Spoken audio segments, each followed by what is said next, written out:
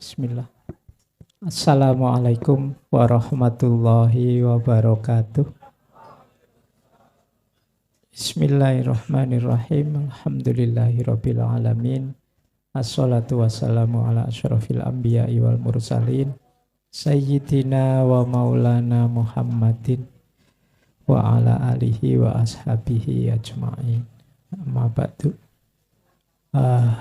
Pak Edi, Mas Eding yang saya cintai, biar kamu senang ya pakai istilah saya cintai. Karena terima kasih sudah bersedia mendampingi saya. Mungkin kalau enggak sampean enggak kuat dekat saya itu. Panas mungkin ya, kayak jin mendengar surat ayat kursi. Baik, terima kasih Mas Eding. Pengantarnya luar biasa. Malam hari ini kita membahas tema hidup nyaman ala filosof. Saya tidak tahu nanti ini arahnya kemana, pokoknya saya ngomong saja. Teman-teman menangkap apa, dapat apa, pokoknya diterima saja, nanti dipermasalahkan kalau ada yang tidak cocok. Jadi begini, saya awali dengan teori. Pokoknya ini malam hari ini akan hujan teori, siap-siap. Saya awali dari yang disampaikan Mas Eding tadi ya. Kalau yang disampaikan Mas Eding tadi, bahwa nyamanku dan nyamanmu berbeda. Senangku dan senangmu berbeda. Itu kalau di dunia psikologi namanya level pleasure life. Level pleasure life itu level kesenangan. Jadi apa yang saya senangi mungkin Mas Eding tidak senang. Apa yang dia sukai mungkin saya juga tidak senang. Ini level pleasant life atau pleasure life. Ini juga jenis kenyamanan, tapi hubungannya dengan perasaan. Makanya sifatnya sangat subjektif. Saya suka susu jahe seperti ini. Mungkin Mas Eding tidak suka. Beliau tidak suka kalau ada jahenya. Mungkin beliau maksudnya susu panas, pikiranmu kemana? Jadi itu kan selera namanya. Suka tidak suka. Pleasant life. Setiap orang mengejar kesenangannya sendiri. Itu pleasure life. Ya bagus sih ya, karena hidup ini ya diciptakan untuk kita bahagia. Allah itu menciptakan kita, diberi aneka fasilitas, termasuk dikasih nafsu, dikasih hasrat, dikasih ambisi, ya biar kita senang. Kok coba kita ndak dikasih itu semua kayak malaikat, ya kita ndak ada kesenangan-kesenangan termasuk seperti malam hari ini. Meskipun ya kita harus mampu mengontrolnya dengan dosis yang pas. Karena kalau kelewatan bisa masalah. Ini jenis level pertama, hidup nyaman itu senang. Tapi kalau kita hanya berhenti di sini saja, mengandalkan senang dan tidak senang, itu nanti durasi kenyamanan kita akan sangat terbatas dan sangat terikat. Maka ada satu level lebih tinggi daripada sekedar pleasure life, yaitu good life. Good life itu hidup yang baik. Kalau ini berhubungan dengan nilai-nilai yang kita yakini. Good life itu kadang-kadang tidak menyenangkan, tapi melegakan kita. Kenapa? Sesuai dengan nilai-nilai yang kita pegangi.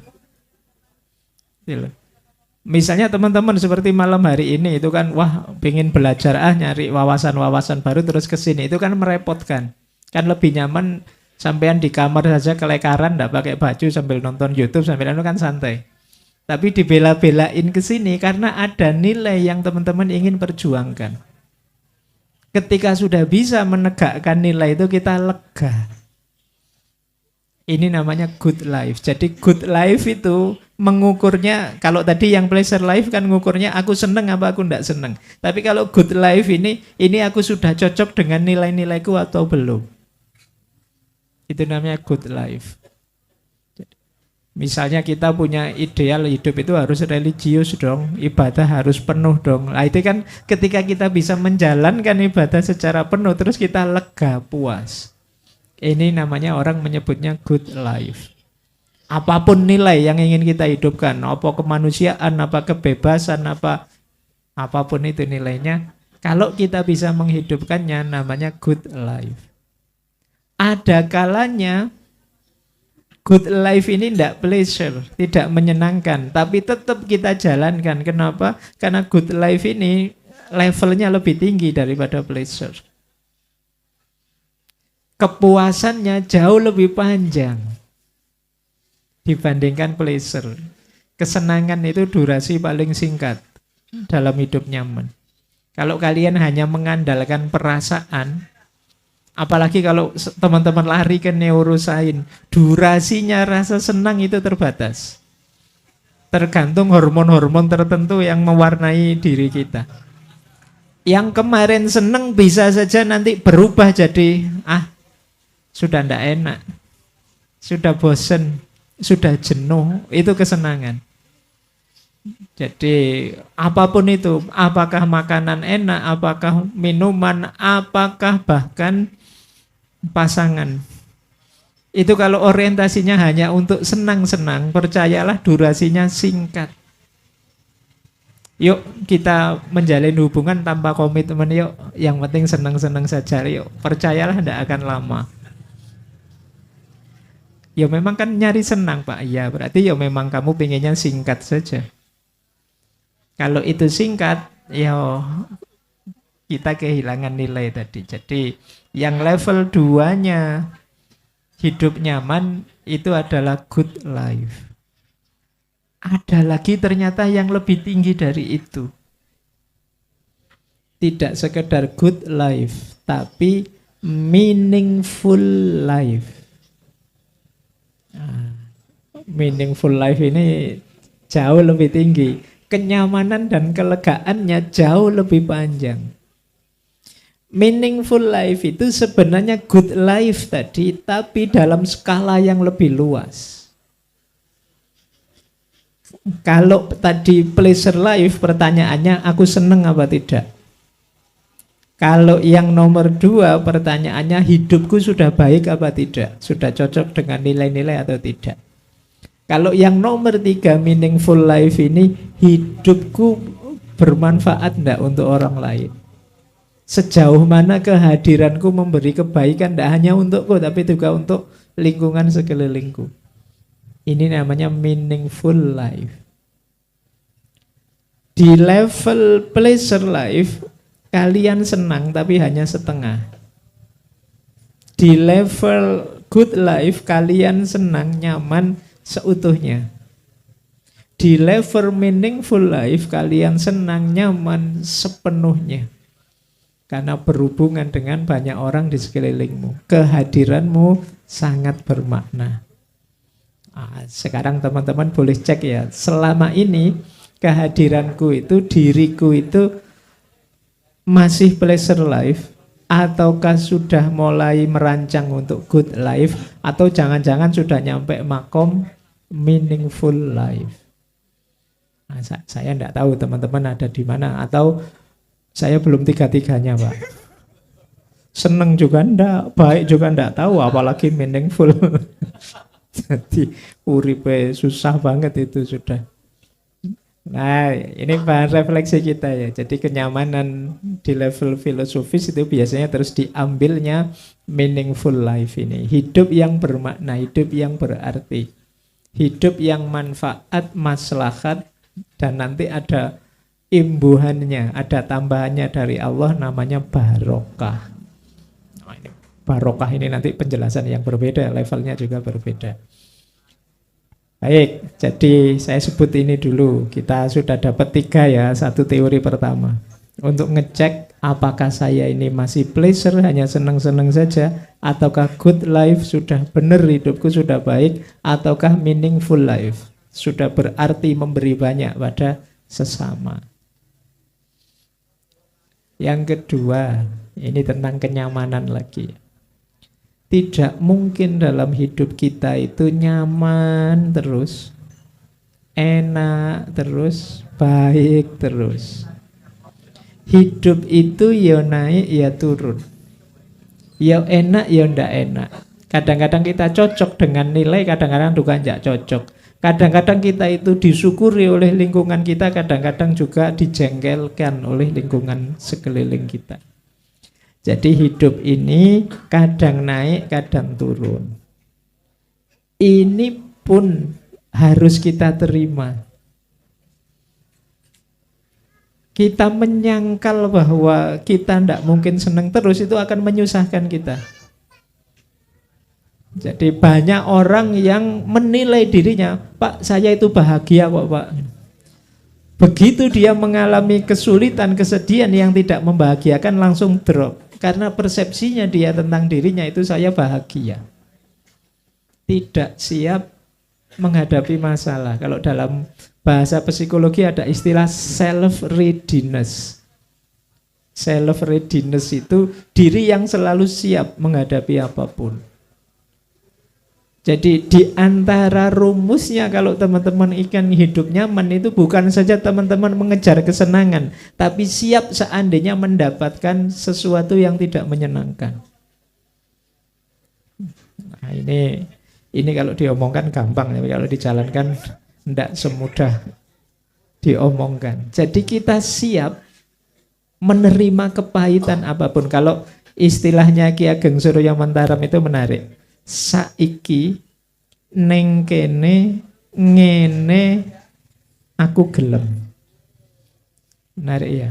Saiki itu sekarang, neng kene itu di sini, ngene itu begini, seperti ini, aku gelem, saya mau. Oh, ini tidak gampang. Kita itu selalu nawar kan. Saiki, misalnya kita mengalami kepahitan saat ini kan kita nawar, mbok yo besok saja, jangan sekarang. Misalnya tiba-tiba HP-mu drop, padahal nanti rencananya mau ngajak foto. Loh, baterainya habis ini kan, terus kamu piye yo? Loh, itu kan kamu bisa kiamat itu kalau tidak punya kemampuan daya tahan tadi, kesiapan menghadapi masalah. Maka saiki saya juga siap apa kalau memang ada kesulitan hidup, memang begitu, kadang naik, kadang turun. Neng kene di sini, kedisinian, ngene itu begini, aku gelem ya, saya terima, apapun itu saya terima.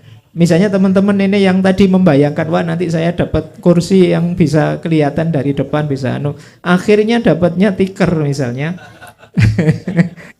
Tapi ya tetap saiki neng kene ngene aku gelem.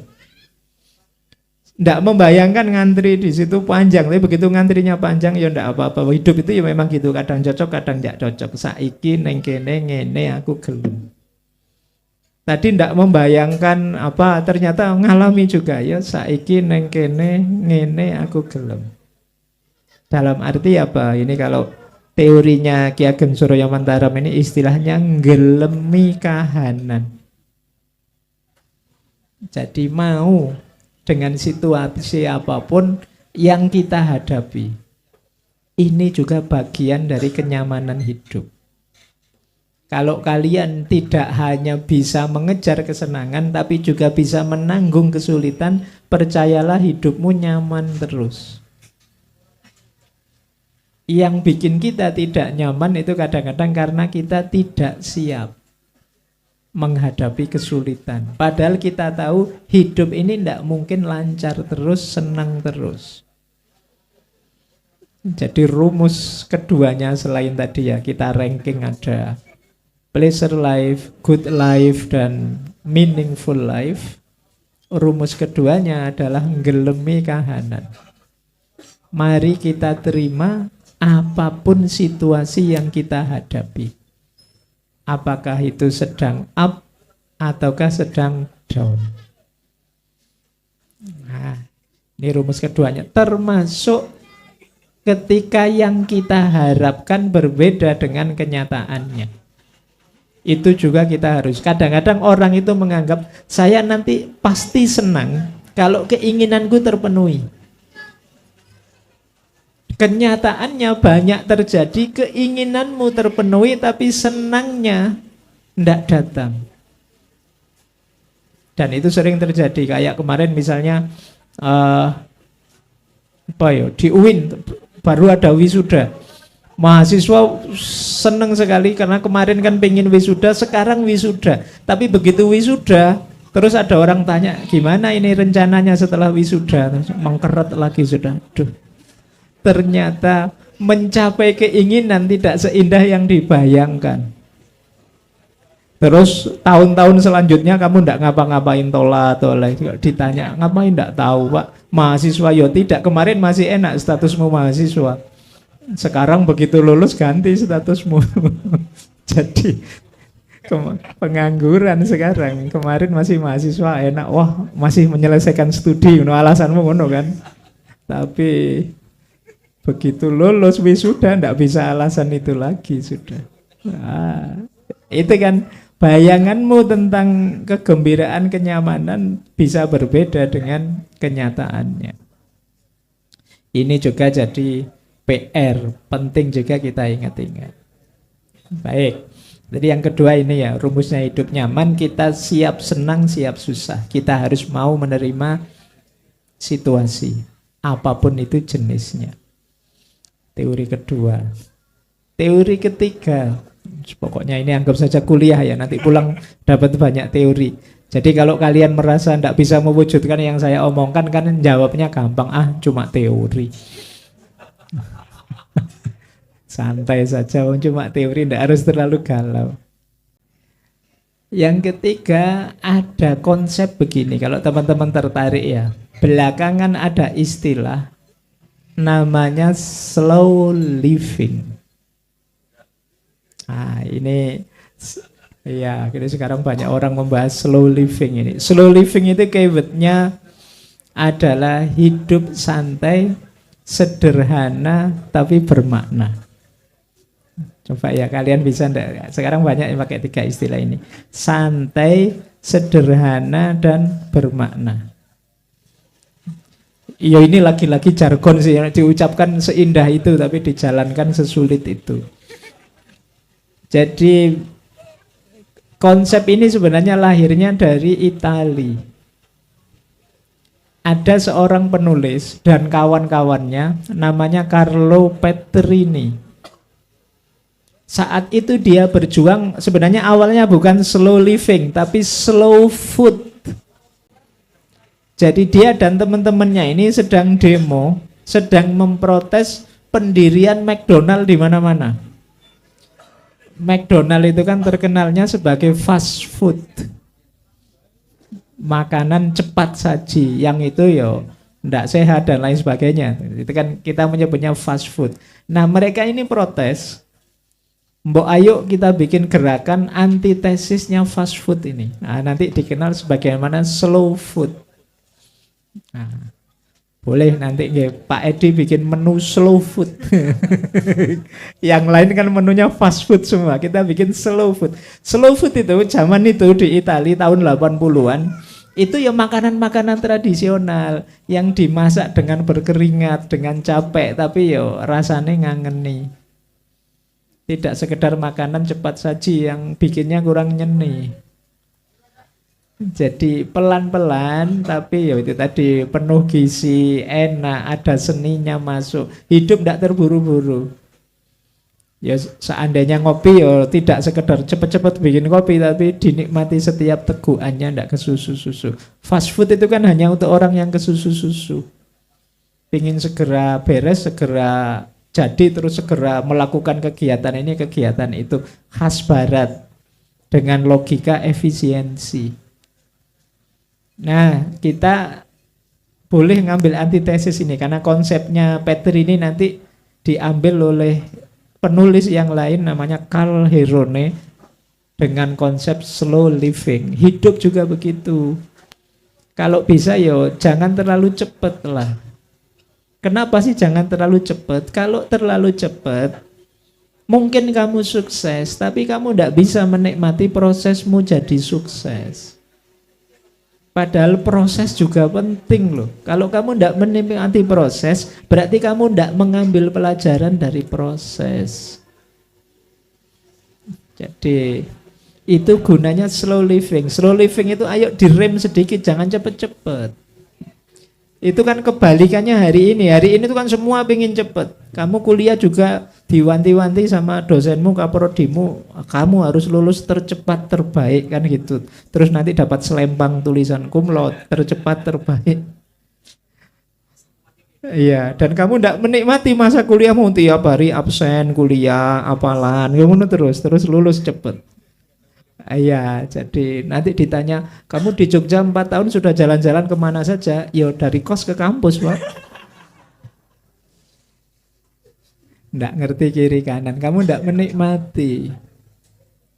Jadi ayo dinikmati hidup ini. Allah itu menganugerahkan waktu itu antara lain untuk dinikmati. Kok kamu loncat-loncati, kok kamu buang-buang, kamu ingin segera mencapai ini, mencapai itu. Iya, capailah, tapi nikmati waktumu, take your time. Yo meskipun jangan disalahpahami, oh kalau begitu saya malas-malesan selama ini sudah pas itu Pak. Bukan itu, beda dengan males-malesan ini. Jadi begini nanti, slow living itu rumusnya yang pertama mindfulness. Mindfulness itu kamu menikmati setiap detik hidupmu, kamu menyadari apa yang kamu lakukan dan menikmatinya. Kita sering, hari ini kan era multitasking. Kamu tidak bisa hanya melakukan satu aktivitas di satu waktu. Kamu misalnya nongkrong di kafe ini kan tidak sekedar nongkrong saja, tidak sekedar minum kopi saja, tapi ya dengerin musiknya sambil kamu buka HP-mu dan lain sebagainya.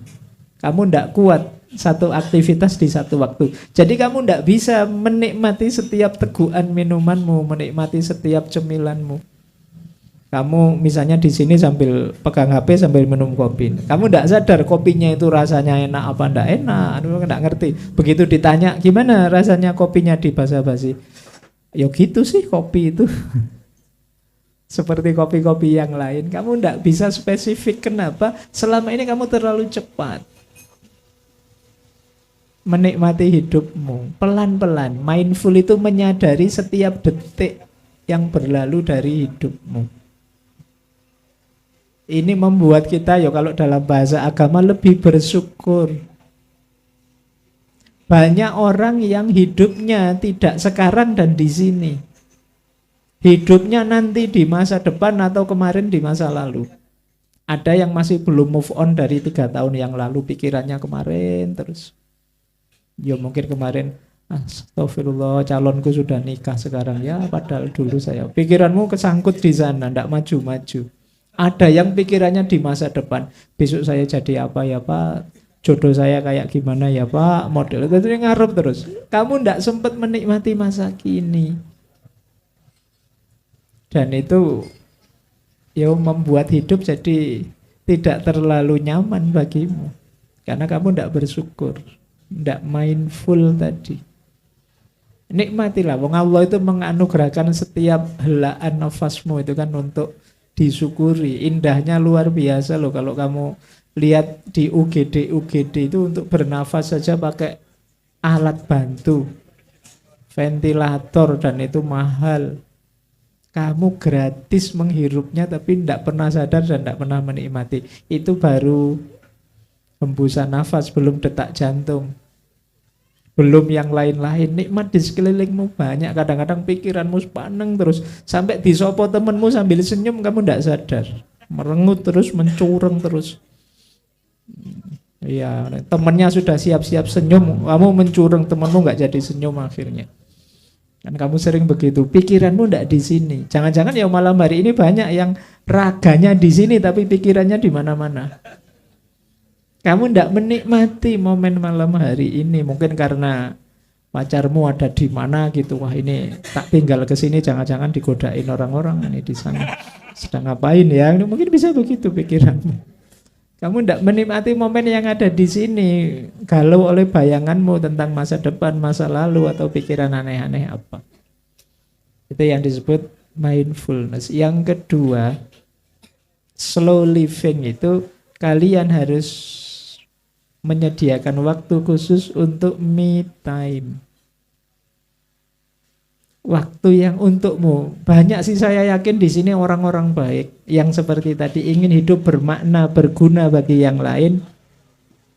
Kamu luar biasa jasamu untuk orang lain, tapi lupa dengan dirimu sendiri. Ada salah satu quotes dari filosof yang bilang, kalau perlakuan kita pada diri kita itu dilaporkan ke pengadilan, mungkin kita sudah lama di penjara. Karena kita itu kejam sekali pada diri kita. Coba kamu cek kekejamanmu pada dirimu sendiri. Kamu paksa ini itu. Kalau gagal kamu marahi. Sering enggak kalian marah? Aku piye toh, ya bodoh banget aku itu, susah banget. Nanti kamu marahi dia tiap hari kalau gagal. Kadang-kadang kamu hukum, kamu siksa dia dengan makanan yang tidak bergizi. Kamu siksa dia dengan kegemaranmu yang menyakitkan dirinya. Nah, ya. Jadi kita sering kejam sekali sama diri kita. Pernah tidak kamu terima kasih sama dirimu? Wahai diriku, terima kasih ya sudah mengantarkanku pada titik ini yang kamu kan tidak pernah terima kasih sama dirimu. Kalau marah sama dirimu sering, pasti. Kecewa dengan dirimu. Tidak menerima situasimu dan lain sebagainya. Maka pentinglah kamu sediakan waktu khusus lah. Ya kalau tidak bisa tiap hari, ya seminggu sekali lah me time. Pak, saya suka sekali lihat video-video yang gitu. Saya ngambil me time tiap hari untuk itu. Ya itu tidak boleh. Nanti kamu malah nyesel. Itu termasuk menyiksa dirimu loh ya. Dosa itu bagian dari kamu menyiksa dirimu sendiri. Jadi ciri kedua itu, ambil me time. Yang ketiga, biar kamu tidak terlalu lelah, khawatir ketinggalan ini, ketinggalan itu, buatlah prioritas. Iya, dalam hidup kita ini memang banyak hal penting. Tapi ya enggak semuanya kamu urusi sekaligus biar selesai tuntas segalanya semuanya. Capek kamu nanti. Apa saja mau kamu urusi. Bikin prioritas. Oh ini nomor 1 Pak, kalau yang ini nomor 2, kalau ini yang nomor 3. Kalau bisa jalan semua oke, kalau enggak bisa ya saya dahulukan yang ranking lebih tinggi. Itu menghindarkanmu dari kelelahan yang tidak perlu. Kadang-kadang kita itu, waduh Pak, saya harus kuliah ini, tapi organisasi gimana? Walah pacar nelpon lagi Pak, harus minta dijemput. Ayo kamu dahulukan yang mana ini? Apa kuliah, apa organisasi, apa pacar? Kalau setiap kali tabrakan kamu harus mikir, waktumu habis, energimu habis. Cara paling gampang apa? Kamu bikin prioritas. Saya di Jogja ini Pak, saya karena anak rantau, ya nomor 1 kuliah, nomor 2 organisasi, nomor 3 pacar, ini contohnya. Atau terserah kamu, tidak wajib begitu. Oh karena saya ini anak rantau juga Pak, ya saya nomor 1 pacar Pak. Karena saya khawatir tidak dapat lagi kalau sudah saya lepas. Nomor 2 organisasi, kuliah terakhir saja lah Pak, gampang itu. Loh boleh, monggo saja. Kamu yang punya hidupmu, yang ngatur prioritas dirimu. Tapi adanya prioritas memudahkanmu untuk memutuskan menghemat energimu. Banyak keluhan anak-anak muda hari ini itu kan overthinking. Overthinking itu mikir dalam, mikir luas hal-hal yang tidak perlu. Kadang-kadang sudah mentok, sudah buntu, ya kamu stres karpe dhewe akhirnya. Cara paling mudah untuk menghemat energi berpikirmu apa? Bikin prioritas. Saya nomor 1 ini Pak, nomor 2 ini, nomor 3 ini. Nah, jadi ya kalau ndak tabrakan sih ndak apa-apa, tapi kalau begitu tabrakan, jalankan sesuai prioritas. Jadi ini yang dimaksud slow living. Jadi kamu nyaman, ndak kesusu-susu, ndak terburu-buru, santai dinikmati setiap detik hidupmu. Nah yang terakhir untuk slow living ini, Tipsnya adalah frugal living. Atau kadang juga pakai istilah minimalisme. Yang sering merepotkan kita adalah kepemilikan sesuatu yang berlebihan. Apa saja itu? Makanya tadi rumus kedua kan sederhana. Sederhana itu mbok kita hidup yang pas saja, jangan berlebihan. Kita itu kadang berlebih-lebih. Boleh saya tanya, di kamarmu ada berapa baju? Atau kalau anak kos mungkin saya sebut di kamar ya, nggak di lemari ya, karena anak kos itu kan bajunya nyandal di mana-mana. Kan mestinya jumlahnya banyak anak-anak hari ini tuh. Wong kamu setiap buka Shopee terus nutul. Pesan lumayan mumpung murah, begitu nyampe kamarmu ada kualitasnya kok begini tipis kayak sarangane Anda jadi dipakai, sudah beli numpuk saja, dipakai sekali ternyata nggak enak, numpuk lagi. Bayangkan berapa banyak barang yang harus kamu rawat yang nggak kamu pakai. Ada baju yang kamu sayangi, eman-eman kalau dipakai besok kalau ada acara penting. Lah wong hidupmu nggak pernah penting.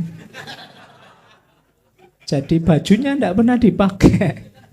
Nanti begitu mau dipakai, sudah tidak muat ternyata. Atau sudah out of date zamannya, tidak zaman lagi baju kayak gini. Lihat terus kamu capek-capek merawat baju, beli baju kemarin buat apa? Jadi kadang-kadang kita mengikut arus tren saja, kita lupa bahwa kepemilikan itu kan harusnya ekuivalen dengan kebutuhan. Kalau memang butuh, perlu ya ndak apa-apa. Tapi kalau sekedar koleksi ndak terlalu butuh, ngapain? Apalagi kalian yang mahasiswa, hidupnya hanya di satu kamar kos misalnya. Itu apa saja dibeli. Kadang-kadang kita itu manja kan, pengen melakukan sesuatu. Gimana caranya ada sapu yang jalan sendiri ya, terus kamu beli yang elektronik itu. Begitu kamu taruh, ndak karu-karuan nyapunya, terus malah ndak bersih. Akhirnya numpuk di pojok gudang. Kamu nyari alat untuk ini, kamu beli. Ini gimana caranya pembersih layar HP, kamu beli, kamu semua. Padahal ya enggak ngefek ya, kamu pakai biasa saja kan bisa. Tapi kamu beli, nanti lama-lama ya enggak kepake juga, numpuk. Kadang-kadang ketumpuk di mana hilang, terus kamu beli lagi. Jadi di kamarmu sebenarnya ada banyak barang kembar, bukan karena kamu butuh, karena enggak kepake. Kamu lupa naruhnya di mana. Apalagi mahasiswa, di atas buku ada celana dalam, di atasnya ada gelas, di atasnya lagi ada, kan bisa begitu kalau mahasiswa. Ayo ya kamu latihan frugal living. Coba nanti setelah ini kamu kembali ke kamar, coba kamu tunjuk satu-satu barangmu. Ini saya masih butuh ndak? Masih perlu ndak? Ini masih butuh ndak? Masih perlu ndak? Coba beranikan diri, ndak terlalu butuh sih, turun dari layar. Sumbangkan saja kalau memang ndak terlalu butuh. Mungkin yang lain lebih perlu daripada yang sedang numpuk di kamarmu. Kadang-kadang kita itu sayang ya Pak, siapa tahu kapan-kapan kepake. Dan kapan-kapan itu tidak pernah datang. Iya. Jadi kamu memelihara sampah. Jangan lupa, semakin banyak kepemilikan ya semakin banyak kerepotan. Kamu harus merawatnya. Mungkin kamu harus beri pewangi, mungkin kamu dan ngeboti lemarimu dan lain sebagainya. Padahal kalau orang-orang sufi itu ya baju itu maksimal 3. Kalau sufi lo ya. Kalau kita kan 3 itu kan 1 dipakai, 1 dicuci, 1 ditaruh disimpan. Nanti yang dipakai dicuci, yang disimpan dipakai, yang tadi dicuci disimpan. Muter terus. Loh Pak, kalau pas kebetulan kepakai semua ya sementara enggak pakai baju. Di kamar kan enggak apa-apa. Jadi enggak terlalu banyak yang kita butuhkan. Pedomannya fungsi saja. Jangan tren, jangan gaya. Ini gaya hidup seperti ini mulai dipopulerkan di mana-mana. Kita terlalu banyak sampah. Sampah apapun, ya termasuk sampah pikiran. Yang enggak perlu. Pikiran yang enggak perlu, mbok kamu buang saja, ngapain sih? Nyusah-nyusahi hidup kita. Baik, jadi ada beberapa rumus tadi. Yang pertama, apa mau Mas Eding? Tak takoni ben ngantuk. Lali dia. Apa ayo? Yang pertama tadi apa ayo? Yang pertama pleasure life, good life dan meaningful life. Pinter. Yang kedua, hidup itu ada senangnya, ada susahnya. Kita harus siap dua-duanya biar nyaman. Yang ketiga, yuk latihan hidup yang santai, sederhana, tapi bermakna. Itu yang disebut frugal living. Baik, tambah satu lagi cik, waktu nih Mas jam 09.00. Tambah satu lagi teorinya tidak apa-apa ya. Ini saya menyebutnya bobolan atau semacam jalan keluar biar tetap nyaman meskipun kita ada masalah. Tadi kan hidup itu kadang naik, kadang turun. Terus gimana Pak kalau kita sedang menghadapi masalah? Tidak bisa Pak saya menipu diri kita untuk tetap nyaman ketika dalam masalah. Ya jujur saja, kalau sedang ada masalah ya sedih Pak, kalau tidak ada masalah ya senang. Kan hidup itu normalnya begitu. Sedih boleh, merasa tidak nyaman boleh, asal jangan lama-lama di situ. Ya kalau lama-lama ya bahasa profesionalnya kalian jadi tidak produktif. Bahasa psikologinya itu namanya kalian stres. Tambah dalam lagi jadi depresi. Tambah dalam lagi namanya edan. Iya. Jadi jangan ya. Yuk kita cari bobolan sekarang. Jalan keluar. Ini saya ambil dari mana-mana. Ada filosof eksistensialis namanya Schopenhauer yang membuatkan kita 3 bobolan. Nanti masih ada bobolan yang lain. Bobolan yang pertama, ini ngerti bobolan enggak? Jalan keluar tapi kalau kalian nonton film itu kan ada rute, kalau kalian tiba-tiba lift mati, ada bencana apa, itu jalan evakuasi. Nah itu yang perlu evakuasi segera, karena kalau berlama-lama di situ bisa gawat. Ini saya sampaikan ya biar teman-teman, karena saya tidak tahu teman-teman muda hari ini banyak sekali dikritik karena strawberry generation-nya. Kemarin-kemarin saya dapat berita, ada beberapa berita yang tidak enak, berita tentang suicide. Kalian sampai di titik itu mungkin karena saking buntunya, maka yuk kalian baik-baik sama temanmu ya. Dengarkan dia kalau sedang curhat. Dengarkan saja. Jadilah pendengar yang baik pertama-tama. Jangan terlalu bersemangat untuk menasehatilah. Kadang-kadang nasihatmu tambah bikin ruwet. Ya. Kadang-kadang kamu terlalu semangat menasehati itu orang tambah jadi drop. Apalagi kamu nasehatinya rodo dalam itu. Wah, kamu melanggar perintah Allah sesuai surat Al-Baqarah ayat sekian. Iya. Itu orang sedang bermasalah tambah judek, apalagi mbok ancam-ancam neraka, itu ancamannya neraka. Itu tambah stres koncomu. Jadi yuk latihan jadi pendengar yang baik dulu ya. Karena mungkin teman-temanmu yang sampai di titik buntu itu sebenarnya ingin didengarkan.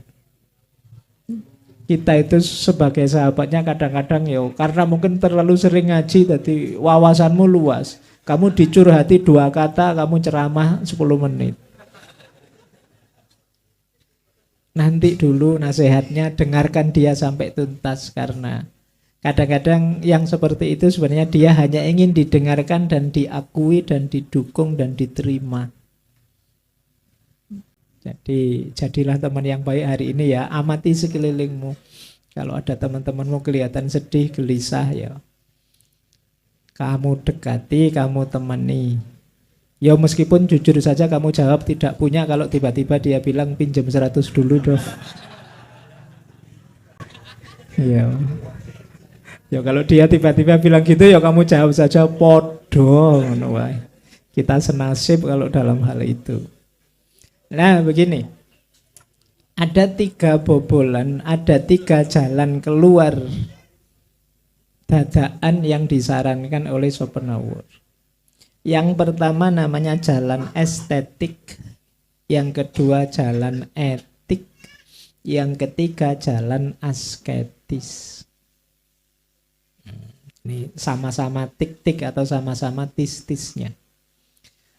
Yang pertama jalan estetik.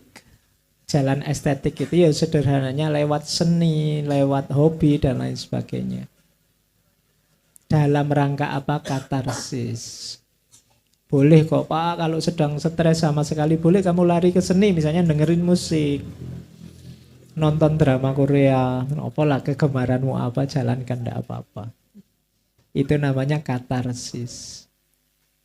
Cari jalan untuk healing. Yang suka jalan-jalan ya jalan-jalanlah saja untuk healing. Sedang suntuk-suntuknya dirimu keluar, jalan-jalan, itu namanya katarsis. Iya, masalahmu tidak hilang, tapi kamu tidak sejudek itu, tidak sestak itu. Jalan estetik itu jalan keluar sementara, karena dia memang sementara, tapi berguna untuk meredakan ketegangan-ketegangan yang ada dalam dirimu. Tidak usah malu-malu, kalau sukanya koplo ya dengerin koplo saja, sukanya dangdut dengerin dangdut saja, tidak apa-apa. Tidak usah khawatir dicela orang, alah kamu gayamu metal, dengerannya campur sari misalnya, tidak apa-apa. Selera itu beda-beda, setiap orang wajar. Mungkin kamu pakai baju jin yang keren itu, begitu didengarkan lagu India ternyata. Ya tidak apa-apa, yang penting kamu ada pelampiasan untuk nyaman hidup. Kadang-kadang kan kita dengerin musik itu rasanya semua masalah selesai. Sementara, tapi itu yang disebut katarsis. Kalau sukanya nonton film, nonton saja. Sukanya main game, ya main game saja. Tapi jangan game online yang judi ya, nanti malah tekor kamu. Biasa saja. Jangan ngeslot. Jadi ini katarsis namanya. Cari pelarian, cari pelampiasan sementara. Ini yang paling awal. Tapi kalau memang teman-teman ndak nyaman Pak saya, wong itu cuma sementara. Mbok ada yang lebih permanen, ada. Yaitu jalur etik atau jalur etis. Jalur etis ini maksudnya apa? Lakukan kebaikan sebanyak mungkin untuk mendistraksi kesedihanmu. Karena kebaikan itu pada orang lain membahagiakan. Kamu ada masalah apa gitu, wes. Sudahlah, daripada sumuk-sempuk, hari ini semua di kos-kosan ini saya bantu nyapu dan bersihkan kamarnya semua misalnya. Itu contoh sih. Kalau ada yang mau ya bagus. Tapi kan capekmu bisa menutupi kesedihanmu dan membahagiakan. Nanti teman-teman kosmu pulang, terima kasih padamu semua, terus kamu ditraktir. Tapi ini bisa mendistraksi lebih panjang, melakukan kebaikan. Ini namanya jalur etis. Di jalur etis juga bermakna anchoring. Anchoring itu saya terima, saya susah, saya terima, saya sedih, asal saya tidak ini, tidak itu yang sifatnya negatif. Jadi ini jalan kedua. Jadi kalau teman-teman sedang suntuk luar biasa, tidak ada solusi, mau ini sulit, mau itu sulit, ambil jalan etis. Kalau estetik tidak bisa. Lakukan kebaikan apa saja. Kebaikan sosial boleh, kebaikan personal boleh. Kebaikan personal itu ya kebaikan untuk dirimu sendiri. Kalau ini pun masih belum sembuh, sulit sekali Pak, saya ini masalahnya besar sekali, problemnya besar sekali. Ada jalan ketiga, kata Schopenhauer, ini jauh lebih permanen, yaitu jalan asketik. Jalan asketik itu kalau istilahnya Ki Ageng Surya Mentaram ini jalan mungkret. Ya, mungkret itu mungsret. Apa ya bahasa Indonesia ini mungkret itu ya? Mengkerut. Jadi menjauh sebentar dari keramaian. Jadi dalam rangka apa? Mengurangi keinginan-keinginan. Sebagian besar kegelisahan, kegalauan kita karena keinginan-keinginan kita yang tidak tercapai. Maka ada solusi permanen apa? Mengurangi keinginan. Jadi keinginannya secukupnya saja. Keinginan pun harus sederhana secukupnya. Pak, katanya motivator-motivator itu kan kita harus bermimpi besar, Pak. Punya target-target yang luar biasa. Oke, boleh, tapi tetap yang realistis saja. Jangan mimpi yang tidak masuk akal. Kenapa? Karena pada akhirnya akan membuatmu stres, membuatmu kecewa, membuatmu depresi karena tidak terpenuhi. Terlalu besar mimpimu. Maka ini yang dimaksud jalan asketik. Menarik diri sebentar. Boleh di kamar atau boleh menjauh total kemana, uzlah atau kholwat kemana, monggo. Dalam rangka apa? Mencari ketenangan dulu. Nanti kalau saya sudah stabil, kuat, yo balik lagi. Ini namanya jalan asketis.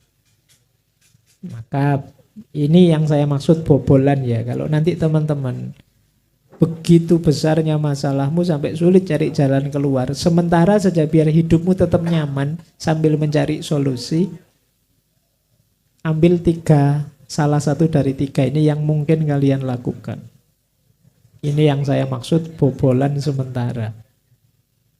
Jadi apakah itu estetis, yang kedua etis, yang ketiga asketis. Alhamdulillah Mas Eding sudah lulus malam hari ini, sudah bisa menjawab pertanyaan saya.